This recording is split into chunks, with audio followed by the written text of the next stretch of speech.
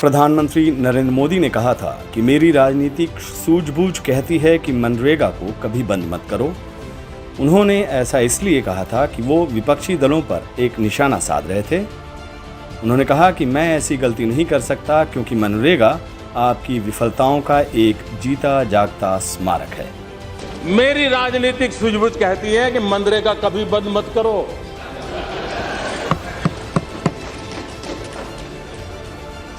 मैं ऐसी गलती नहीं कर सकता हूं क्योंकि मनरेगा आपकी विफलताओं का जीता जागता स्मारक है। नवजीवन में आकार पटेल लिखते हैं कि मोदी तो पहले ही खर्च कर चुके हैं अपनी अर्जित राजनीतिक पूंजी, मौजूदा संकट से कैसे निकलेंगे। वो आगे लिखते हैं कि प्रधानमंत्री नरेंद्र मोदी ने किया क्या। उन्होंने इस योजना को स्वाभाविक रूप से मरने दिया क्योंकि उनका तो दावा था कि वे लोगों को बेहतर नौकरियां पैदा करेंगे। इसके लिए उन्होंने इस योजना के मद में फंड को कम करके और कम से कम लोगों तक इस योजना की पहुंच करके किया। सरकार के कामकाज संभालने के बाद केंद्रीय मंत्री नितिन गडकरी ने कहा था कि मनरेगा को देश के 1/3 से भी कम जिलों तक सीमित किया जाएगा। इसके अलावा एक काम और मोदी सरकार ने किया और वह यह कि मनरेगा की मजदूरी के भुगतान में देरी शुरू कर दी, जबकि प्रावधान यह था कि मजदूरों को 15 दिन में पैसा मिल जाना चाहिए, लेकिन भुगतान में देरी 2014 में 74 दिनों तक पहुंच गई। मोदी सरकार के कामकाज संभालने के 6 माह बाद दिसंबर 2014 में सिवाय 5 राज्यों के बाकी सभी राज्यों को मनरेगा के मद में 2013 के मुकाबले कम पैसा मिला।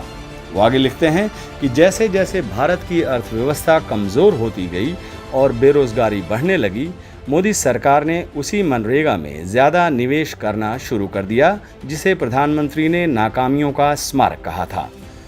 2014-2015 में मनरेगा के मद में 32,000 करोड़, 2015-16 में 37,000 करोड़, 2017-18 में 55,000 करोड़, 2018-19 में 61,000 करोड़, 2019-20 में 71,000 करोड़ और 2020 में 1,10,000 करोड़ रुपए का प्रावधान किया।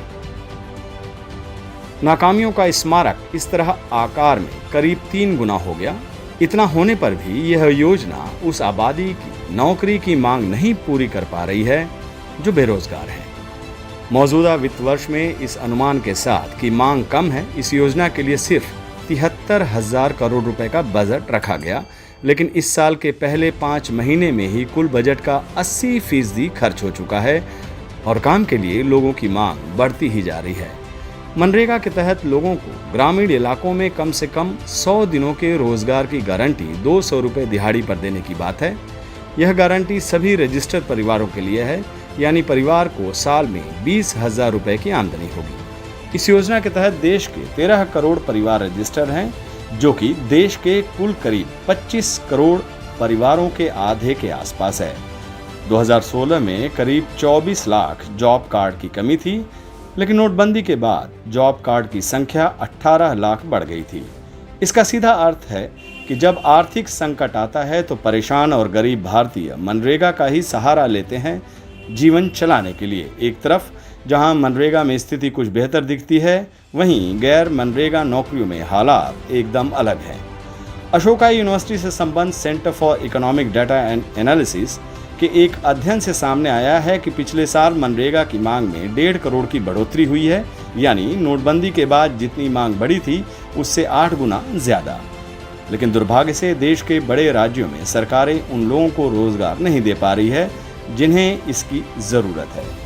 उत्तर प्रदेश में प्रति रजिस्टर्ड परिवार का औसतन सिर्फ 18 दिन का रोजगार मिल रहा है, बिहार में सिर्फ 11 दिनों का, यानी यूपी में परिवारों को सिर्फ 3600 रुपये और बिहार में सिर्फ 2,000 रुपये सालाना आमदनी हो रही है। क्या इतने पैसे से कोई परिवार काम चला सकता है? हकीकत यह है कि 95% के करीब रजिस्टर्ड परिवारों को पिछले साल 100 दिन का काम नहीं मिला। यह स्थिति जिसमें आज हम हैं। सेडा के सर्वे में जो दूसरी बात सामने आई वह यह है कि युवाओं को कहीं और अस्थायी रोजगार नहीं मिल रहा है और वे भी अब मनरेगा के तहत काम तलाश रहे हैं। 18 से 30 वर्ष के 20% युवा 2018 में मनरेगा के तहत काम तलाश रहे थे। इनकी संख्या करीब 2 गुना होकर इस साल 37% पहुंच गई है। सरकार के अपने आंकड़े भी बताते हैं कि 15 वर्ष और उससे अधिक उम्र के ऐसे लोग जो काम कर रहे हैं, उनकी संख्या कुल कार्यबल का 40% है। अमेरिका में यह संख्या 60% है, जबकि थाईलैंड में 70%, चीन में 70% से ज्यादा है। भारत में काम में शामिल होने वाले लोगों का प्रतिशत पाकिस्तान और बांग्लादेश से भी कम है।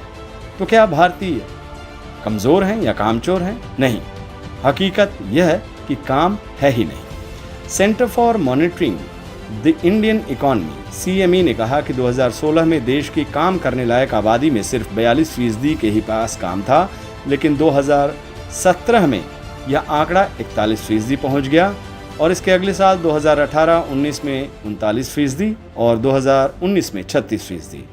आज की तारीख में जितनी भारतीय काम कर रहे हैं, उनकी संख्या आज से 5 साल पहले से भी कम है। हालांकि इस दौरान देश की आबादी में 7 करोड़ का इजाफा हो चुका है। यह समस्या ऐसी नहीं है जो आसानी से खत्म हो जाएगी, क्योंकि ये आंकड़े दिन ब दिन खराब ही होते जा रहे हैं। आकार पटेल लिखते हैं कि इस सब का जितना असर पड़ चुका है और अब भी कितना असर हो रहा है, इसका पूरी तरह आकलन किया ही नहीं गया, क्योंकि देश की राजनीति तो किन्हीं और ही मुद्दे पर केंद्रित है। अब सवाल है कि क्या देश की अधिकतर आबादी इसी तरह खामोशी से सहन करती रहेगी?